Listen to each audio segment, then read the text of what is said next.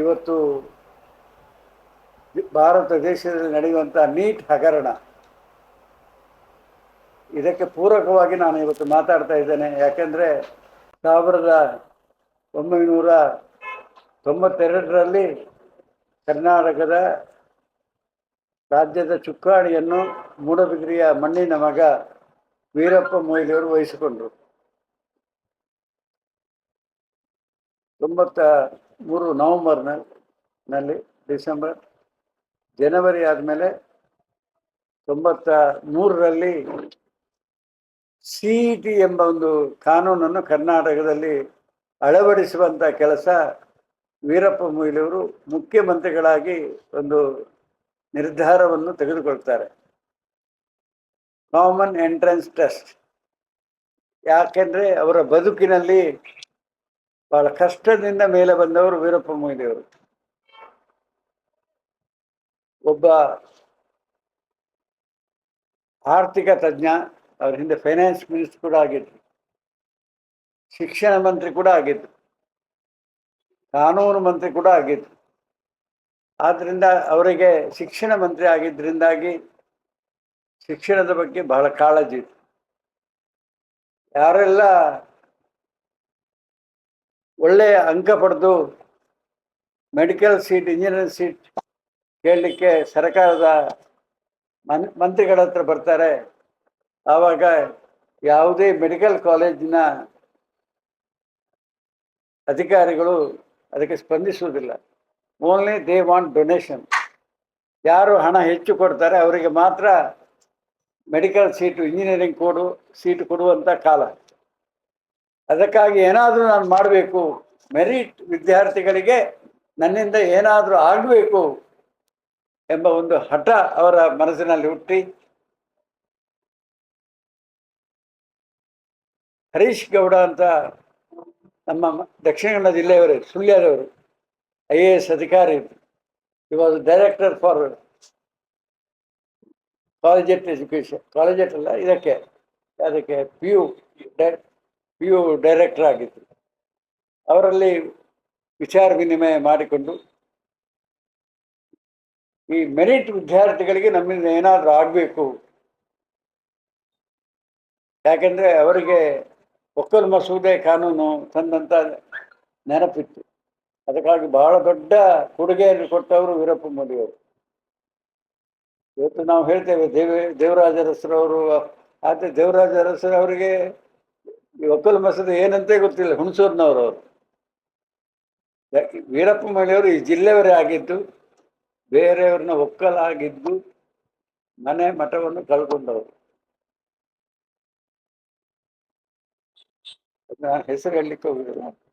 ನಮ್ಮ ಜೈನರದ್ದೇ ಒಕ್ಕಲಿನಲ್ಲಿದ್ದು ಅವರನ್ನು ಊಟ ಮಾಡುವಾಗಲೇ ತಟ್ಟೆ ಬಟ್ಟಲು ಎಲ್ಲವನ್ನು ಹೊರಗೆ ಹಾಕಿದ್ದಾರೆ. ಕರಾಳ ದಿನ ಅನ್ನು ಅವರು ಬದುಕಿನಲ್ಲಿ ಅನುಭವಿಸಿದ್ದಾರೆ.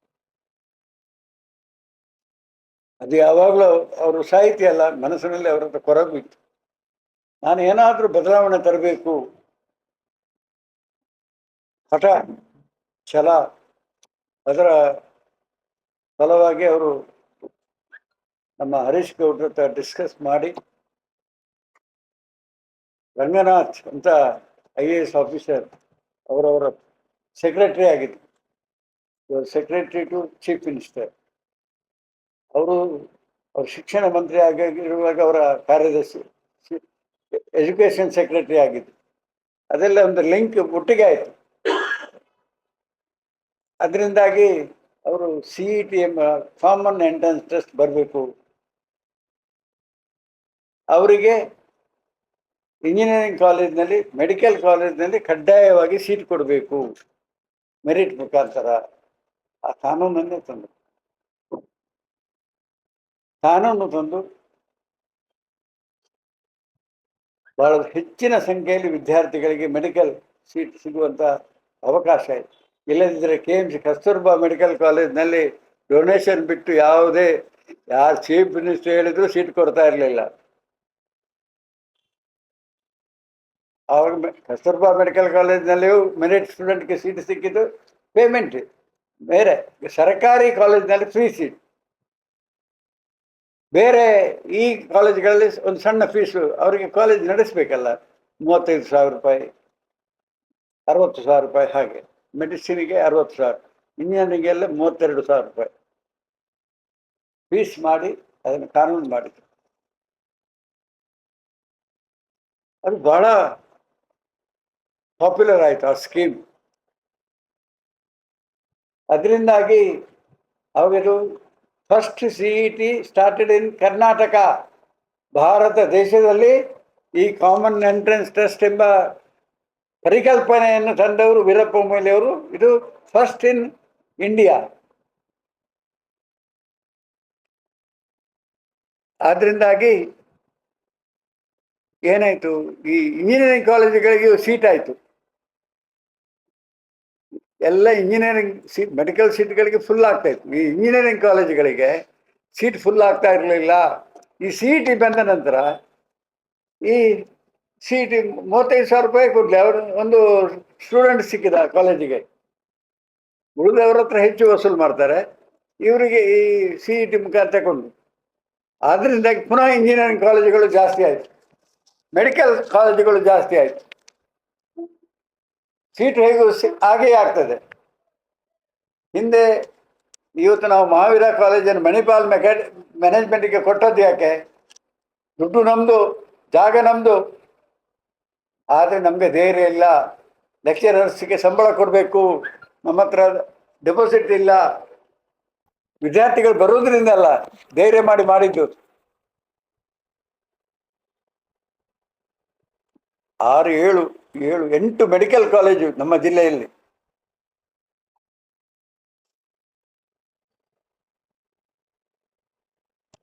ಇವತ್ತು ಏನಾಗಿದೆ, ಇಡೀ ದೇಶಕ್ಕೆ ಅತಿ ಹೆಚ್ಚು ಇಂಜಿನಿಯರ್ಸ್ ಅನ್ನು ಕೊಟ್ಟದ್ದು, ಇಡೀ ದೇಶಕ್ಕೆ ಅತಿ ಹೆಚ್ಚು ಡಾಕ್ಟರ್ಸ್ ಅನ್ನು ಕೊಟ್ಟ ರಾಜ್ಯ ಕರ್ನಾಟಕ ರಾಜ್ಯ.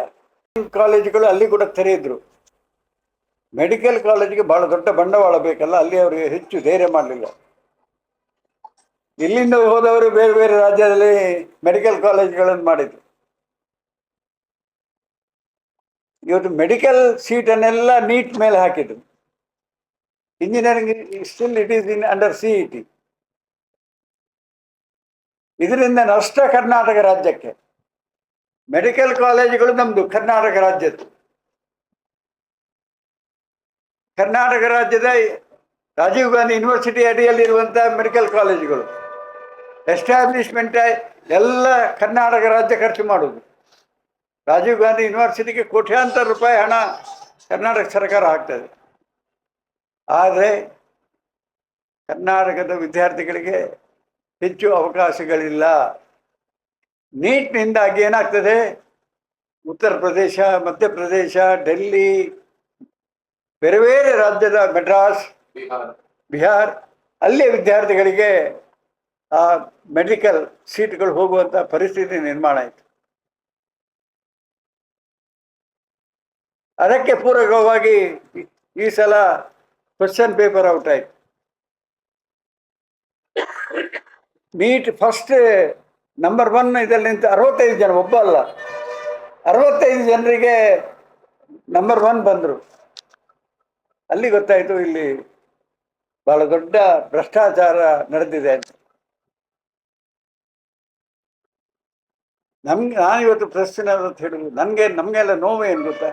ನಮ್ಮ ವೀರಪ್ಪ ಮೊಯ್ಲಿಯವರು ಒಬ್ಬ ಬಡವರ ಬಂಧು, ಈ ರಾಜ್ಯದ ಮುಖ್ಯಮಂತ್ರಿ ಆಗಿದ್ದವರು, ಅವರ ಕೂಸು CET ಅದನ್ನು ಚಿತ್ರ ಮಾಡಿದ್ರಲ್ಲ ಇವರು.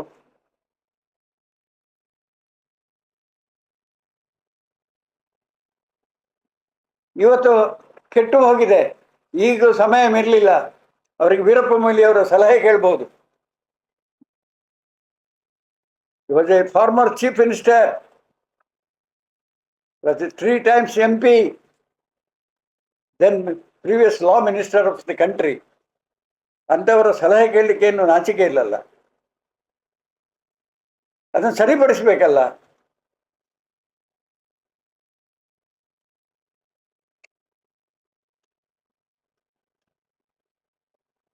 ಇವತ್ತು ನೀಟ್ನಿಂದ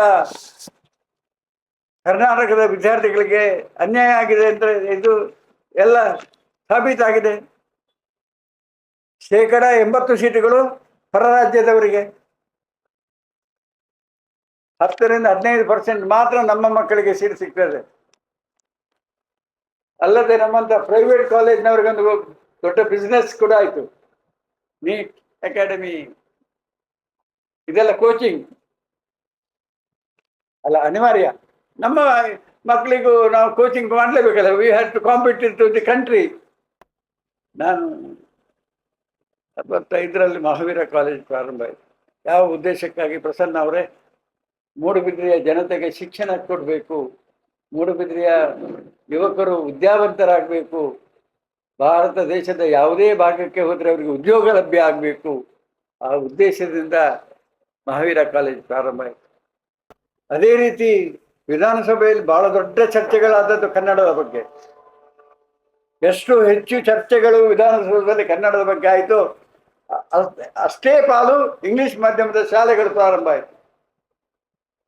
ಎಷ್ಟು ಚರ್ಚೆ ವಿಧಾನಸೌಧದಲ್ಲಿ ಆಗ್ತದೆ ಕನ್ನಡದ ಬಗ್ಗೆ, ಅದರ 4 ಪಾಲು ಇಂಗ್ಲಿಷ್ ಮಾಧ್ಯಮ ಶಾಲೆಗಳು ಪ್ರಾರಂಭ ಆಯಿತು.